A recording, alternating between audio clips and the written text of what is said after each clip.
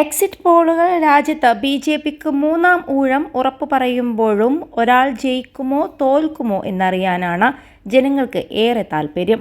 സാക്ഷാൽ രാഹുൽ ഗാന്ധിയാണ് അത്. റായ്ബറേലിയിൽ രാഹുൽ ജയിക്കുമോ തോൽക്കുമോ എന്നാണ് അവർക്ക് അറിയേണ്ടത്. ഓൺലൈനിൽ ഇക്കാര്യം തിരയുന്നവരുടെ എണ്ണവും കൂടുകയാണ്.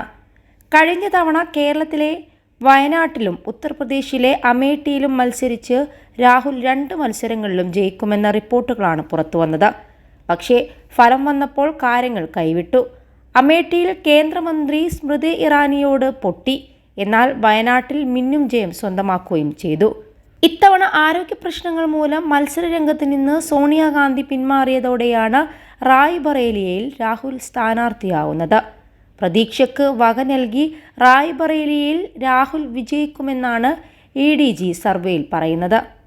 സോണിയയുടെ സ്ഥിരം മണ്ഡലമായ റായ്ബറേലിയുമാണ് കോൺഗ്രസിന് വൈകാരികമായ ബന്ധമുള്ളത്. +2 ഡിഗ്രി കഴിഞ്ഞവർക്ക് വേൾഡ്സ് ഫസ്റ്റ് AR/VR ക്ലാസ് റൂമിലൂടെ സ്മാർട്ട് ഫോൺ എഞ്ചിനീയർ ആവാം. കൂടുതൽ അറിയാൻ വിളിക്കൂ ബ്രിഡ്കോ ആൻഡ് ബ്രിഡ്കോ.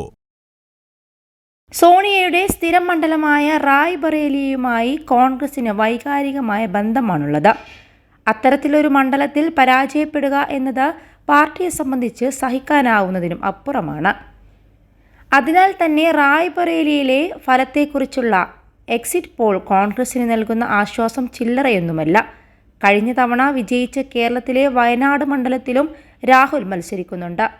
2 മണ്ഡലത്തിലും വിജയിച്ചാൽ രാഹുൽ വയനാട് ഉപേക്ഷിക്കുമെന്ന് നേരത്തെ റിപ്പോർട്ടുണ്ടായിരുന്നു.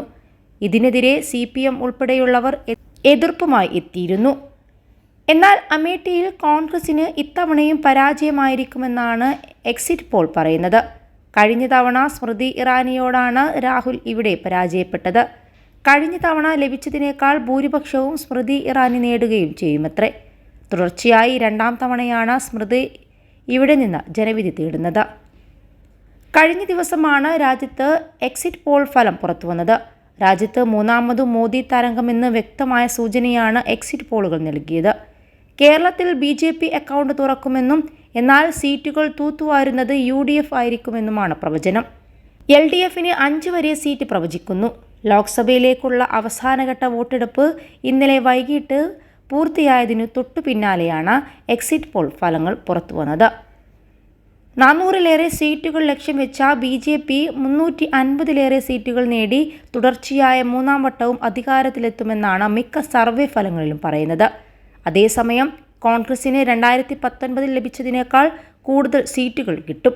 പശ്ചിമ ബംഗാളിൽ CPM കോൺഗ്രസ് സഖ്യത്തിന് 1 സീറ്റ് പോലും കിട്ടില്ല.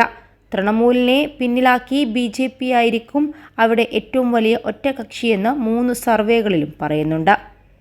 കർണാടക, മഹാരാഷ്ട്ര, പശ്ചിമ ബംഗാൾ, ഡൽഹി, മധ്യപ്രദേശ്, ഗുജറാത്ത് സംസ്ഥാനങ്ങളിലാകും NDA വിജയത്തിൻ്റെ അടിത്തറ.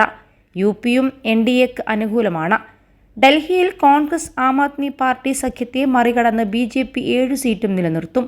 തമിഴ്നാട്ടിൽ DMK നേതൃത്വത്തിലുള്ള ഇന്ത്യ ആധിപത്യം സ്ഥാപിക്കുമെങ്കിലും NDA സഖ്യം 3 സീറ്റുകളിലെങ്കിലും നേടും.